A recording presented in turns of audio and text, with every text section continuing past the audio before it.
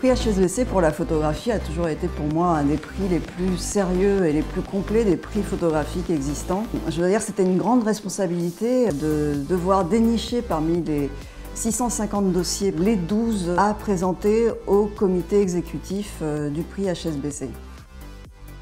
Asma Akanouch est une photographe marocaine de 48 ans qui a une formation d'ingénieur et qui a tout laissé tomber pour se consacrer entièrement à la photographie depuis 2016. Elle revient sur la maison de son enfance au Maroc.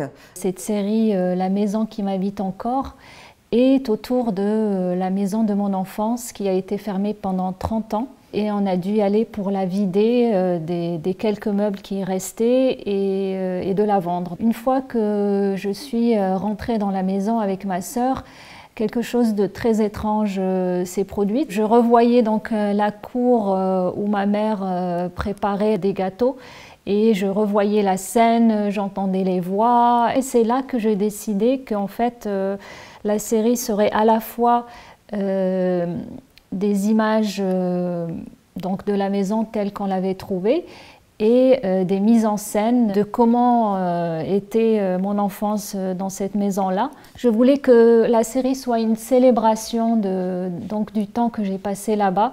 Je ne voulais pas que ça soit triste en fait. Ce qui, moi, m'a beaucoup touchée, c'est dans la mise en scène qu'elle a pu faire de personnages.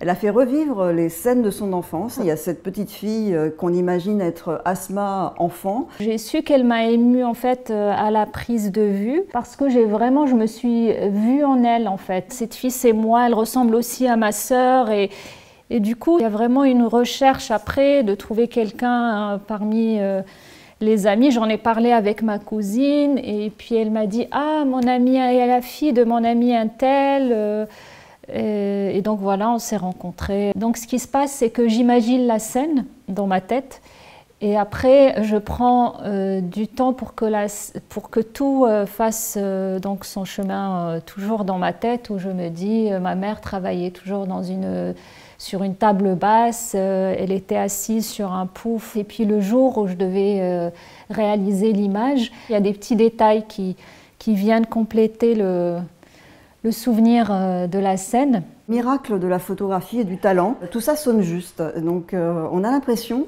que ces personnages sont là depuis 30 ans et qui n'ont pas quitté la maison. C'est assez extraordinaire, il y a une magie qui s'opère, une grande émotion qui naît.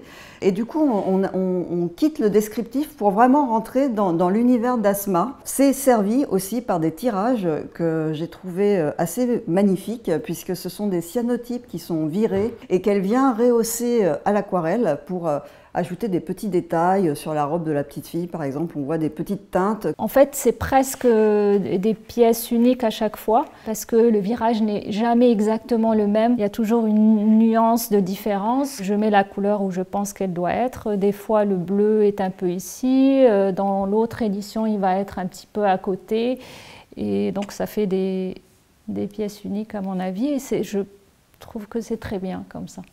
Et moi, j'avais envie de dire, c'est presque les couleurs du souvenir. De quelles couleurs sont les souvenirs? Les souvenirs d'Asma Akanouch, ils sont de cette couleur-là, de cette teinte-là. Elle a fait revivre ce passé, et ces allers-retours entre le passé et le présent, je trouve parfaitement faits. Ma sœur m'a dit, tu as réellement immortalisé la Maison Rouge. Et donc, avec le prix HSBC, c'est une réalisation de ce souhait que j'avais en fait d'immortaliser cette maison. Et donc, je remercie l'équipe de HSBC, mais profondément. Mon vœu a été exaucé, donc voilà. Je ne sais pas faire autre chose que des projets personnels, je pense. La lenteur aussi a son avantage. Voilà.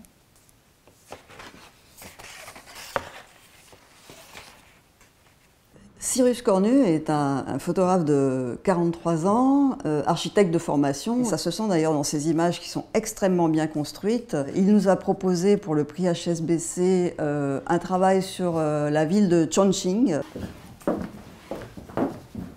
Les autorités chinoises qui avaient misé pendant toute une période sur l'économie de l'Est, c'est-à-dire sur l'économie tournée vers l'Amérique, avaient ces 3 municipalités sur la côte Est. Et ils ont décidé de créer une économie vers l'Ouest, vers l'Europe. C'est comme ça qu'ils ont décidé de faire de Chongqing la 4e municipalité de Chine. C'est aujourd'hui la plus grosse municipalité mondiale avec 34 millions d'habitants.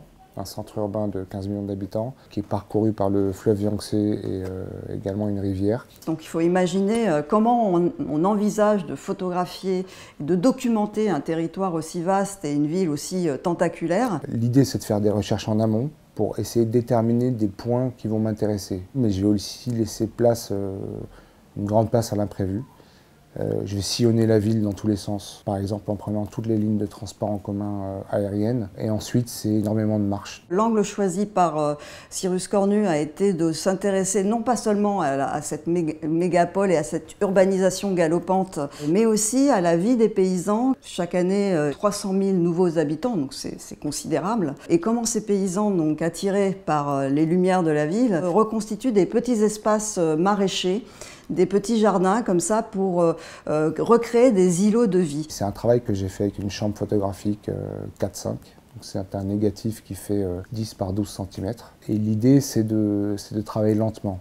Je fais entre 5 et 10 photos par jour. Et ensuite, à chaque prise de vue, il y a tout un cérémonial. La recherche du cadre, ensuite la mesure de la lumière, le réglage de l'optique, le réglage de la mise au point. Et finalement, positionner le châssis dans la chambre. J'appuie sur le bouton que quand je suis sûr de ce que je vais faire. Et c'est d'autant plus une gageure de réussir à introduire des éléments humains dans ces images, puisque les images ne sont pas mises en scène, hein, on est dans un travail documentaire. Alors cette photo avec les 2 ponts rouges et une femme rouge qui passe dans le paysage, c'est un instant photographique particulier, exceptionnel. J'y suis allé parce que je voyais des paysans en train de faire des fagots et des baluchons. Donc je suis arrivé, j'ai installé ma chambre, j'ai fait une photo d'eux en train de travailler, j'ai rangé mon matériel et là j'ai vu cette femme en rouge arriver. C'était complètement improbable. J'ai juste eu le temps d'armer mon objectif et de faire une seule photo. C'est des instants un peu magiques en photographie.